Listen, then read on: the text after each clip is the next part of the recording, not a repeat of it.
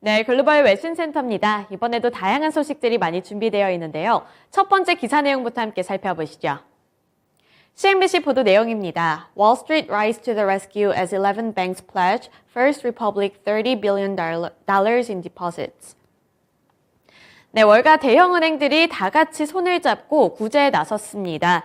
미국 대형은행들이 위기설이 돌고 있는 퍼스트 리퍼블릭 은행을 구제하기 위해서 맞손을 잡았다고 하는데요. 우선은 대형은행들의 입장부터 함께 살펴보시죠. 네, 성명문의 내용입니다. 미국의 대형은행들의 단합은 퍼스트 리퍼블릭을 비롯해 미국의 모든 은행들을 향한 자신감을 드러내는 것이며 은행들이 고객과 지역사회에 서비스를 제공하도록 돕기 위한 전반적인 약속을 보여준다고 성명을 통해서 이 대형은행들은 입장을 밝히기도 했습니다. 월스트리트 저널과 주요 외신 보도 내용에 따르면 이 미국 대형은행들이 총 250억 달러 이상을 투입을 해서 퍼스트 리퍼블릭 은행을 공동으로 구제하는 방안을 논의하고 있다고 밝혔습니다. 보도에 따르면 JP모건과 시티그룹, 뱅크 오브 아메리카, 웰스파고가 각각 50억 달러로 하나로 봤을 때 약 6조 5천억 원을 투자하기로 협의 중인 것으로 전해졌는데요. US뱅크와 PNC 파이낸셜 그룹, 그리고 트루이스 파이낸셜 등 지방은행들까지 참여하고 있는 것으로 드러났습니다. 최근에 이 SVB 사태, 그리고 위기설이 돌게 되면서 이 중소형 은행주들이 위기에 빠진 것 아니냐는 의견이 많이 나오고 있었는데요. 이러한 소식에 미국 대형은행들이 돕겠다고 참여를 한다는 소식을 밝힌 겁니다. 소식통은 아직 구체적인 사항은 전해지지 않았다고 밝혔는데요. 이들 은행은 규제 당국과도 이러한 계획을 논의하고 있다는 점은 밝혔습니다. 실리콘밸리 은행 파산과 퍼스트 리퍼블릭 은행 위기설이 불거지면서 불안감에 빠진 예금주들은 이러한 은행들을 통해 중소은행에 예치했던 예금들을 상당 부분 대형은행에 입금한 것으로 알려졌는데요. 이와 관련해 소식통은 대형은행들이 예금주들로부터 들어온 예금 일부를 다시 돌려주는 방식도 고려하고 있다고 전해왔습니다. 또 퍼스트 리퍼블릭은 지난 12일 미국 당국의 신속한 대책과 함께 JP모건 등으로부터 자금을 수혈받았다고 밝히면서 뱅크런 우려를 일축시킨 바 있는데요. 이렇게 미국 대형은행들이 손을 붙잡고 구제에 나서겠다는 소식이 희소식이 될지에 관심이 쏠리고 있습니다. 하지만 반등하는 듯 했던 주가가 계속해서 급락하고 있기 때문에 위기설이 실제로 일축이 될 수 있을지 지켜보셔야겠습니다. 네, 이어서 두 번째 기사 내용 함께 살펴보시죠. CNBC 보도 내용입니다. European Central Bank hikes rates despite market mayhem. Pledges support if needed. 네, ECB가 금리 인상을 단행을 했습니다. 우선은 ECB가 어떠한 스텝을 밟기로 했는지 기사 통해서 살펴보시죠. ECB 성명문에 따르면 인플레이션은 너무 오랫동안 너무 높은 상태를 유지할 것으로 예상된다며 이사회는 오늘 ECB의 세 가지 핵심 금리를 50bp씩 인상하기로 결정을 했다고 밝혔습니다. ECB는 이 실리콘밸리 은행 파산의 충격이 경영난을 겪어온 이 스위스 세계적인 투자은행인 크레디트 스위스로 밀어닥친 여파에도 석 달째 빅스텝을 유지하고 있는데요. ECB는 이날 통화정책 이사회를 열고 기준금리를 3.5%로 수신금리와 한계 대출금리 역시 각각 3%와 3.75%로 0.5%포인트씩 올리기로 했습니다. 이 앞으로의 금리 절차에 대해서도 힌트를 얻어볼 수 있었는데요. 다음 코멘트 통해서 힌트도 얻어보시죠. ECB는 인플레이션 기대치도 수정했습니다. 현재 헤드라인 인플레이션은 올해 평균 5.3%를 기록한 데 이어 2024년에는 2.9%를 기록하고 있다는데요. 12월에 중앙은행은 2023년의 인플레이션 수치를 6.3%, 2024년에는 3.4%로 예상한 바 있습니다. 라가르드 총재는 우리는 중기적으로 인플레이션을 2%로 되돌리기로 했다며 그것은 의심할 여지가 없고 결정은 온전하다고 밝히기도 했습니다.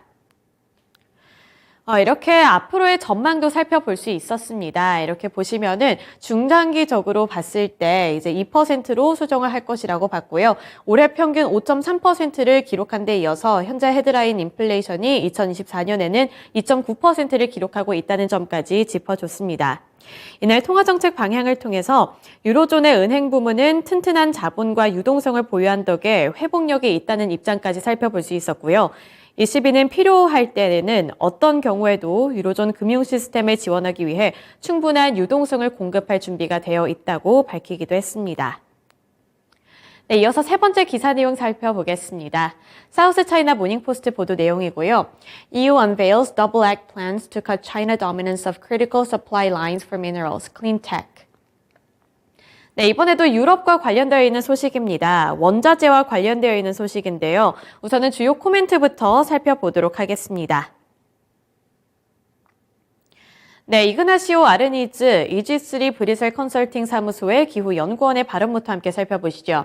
우선 이 분석가들은 광물과 청정 기술에 대한 EU의 법안이 중국의 메시지를 전달한다고 말을 했습니다. 이번 법안은 중국을 향해 유럽도 청정 기술 경쟁에 뛰어들었으며 이 경쟁에서 이기기 위해 완전 보호주의 정책까지는 아니더라도 갖고 있는 모든 것을 던질 것임을 시사하고 있다는 코멘트부터 살펴볼 수 있었습니다. 최근에는 이렇게 원자재 그리고 클린테크 기술을 향한 경쟁이 글로벌적으로 심화가 되고 있는데요. 유럽연합이 현지 시간 16일 중국산 의존도를 낮추고 미국의 IRA 법안에 대응하기 위한 핵심 원자재법 그리고 탄소 중립 산업법 초안을 잇따라 공개했습니다. EU 집행위가 발표한 핵심 원자재법에 따르면 2030년까지 종류 가공 단계를 불무하고 특정한 제3국산 전략적 원자재 수입 비율을 역내 전체 소비량의 65% 미만으로 제한하는 법안을 발표를 했는데요.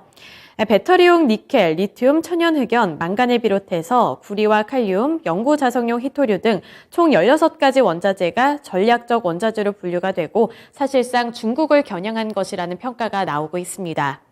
이유는 현재 히토리와 마그네슘, 리튬 등 주요 원자재의 90% 이상을 중국산에 의존하고 있는데요. 이 의존도를 결국에는 줄이겠다는 것이 최종 목표가 되겠습니다. 다만 집행위의 고위 당국자는 이날 벨기에 브뤼셀에서 65%라는 목표치는 벤치마크로 회원국들이 의무적으로 지켜야 하는 상한선은 아니라고 선을 긋기도 했습니다. 이 원자재법에 따르면 특정 국가에 쏠린 의존도를 낮추고 수입선을 다변화하는 EU산 원자재 확대 노력까지 함께 추진되는 법안이라고 볼 수 있겠고요. 전략적 원자재의 경우 2030년까지는 EU 전체 연간 소비량 대비 역내 채굴량을 최소 10%, 가공량은 40%, 재활용 비율은 15% 이상을 달성하는 것을 목표로 두고 있습니다. 또 전기차 모터의 필수 부품으로 꼽히고 있는 영구자석에 대해서는 별도 조항을 통해 재활용 비율 및 재활용 가능 역량에 관한 정보 공개까지 의무화했다는 점까지 살펴볼 수 있었습니다. 네, 넘어가서 다음 기사 내용 살펴보시죠. Apple supplier Foxconn plans $200 million factory in India, sources say. 네, 폭스콘과 에어팟과 관련되어 있는 소식입니다. 애플 최대 협력 업체인 대만 폭스콘이 인도와 관련되어 있는 소식을 전해왔는데요. 주요 헤드라인 기사부터 함께 살펴보시죠. 애플의 최대 협력업체 대만 폭스콘이 인도에서 애플의 에어팟을 생산하기로 결정하며 탈중국의 속도를 내고 있습니다. 폭스콘은 인도 남부 지역에 2억 달러 이상을 투자를 해서 에어팟 생산 공장을 건설할 계획이라고 밝혔는데요. 이 애플 아이폰 생산량의 70%를 담당하고 있는 곳이 바로 이 대만의 폭스콘입니다. 이 폭스콘이 에어팟을 생산하게 되는 것은 이번이 처음이라고 하는데요. 보도에 따르면 폭스콘은 상대적으로 수익률이 낮은 에어팟 생산을 맡을지를 두고 수개월간 내부 논의를 거친 끝에 애플과의 결속력 강화를 위해 이번 계약을 진행하기로 했다고 밝혔습니다. 이 폭스콘의 에어팟 생산 공장이 인도에 들어서는 것은 애플 측의 요청이 있었다고 밝혀졌는데요. 애플은 코로나19 대유행 시기 중국 정부의 엄격한 방역 조치로 제품 생산에 큰 차질을 빚은 이후 생산지 다변화를 선언하며 탈중국의 속도를 내고 있습니다. 이 탈중국의 일환으로 에어팟까지 이제는 폭스콘을 통해서 생산하겠다는 소식을 전해왔습니다. 네, 이렇게 주요 외신 뉴스들 함께 살펴봤고요. 지금까지 글로벌 외신 뉴스였습니다.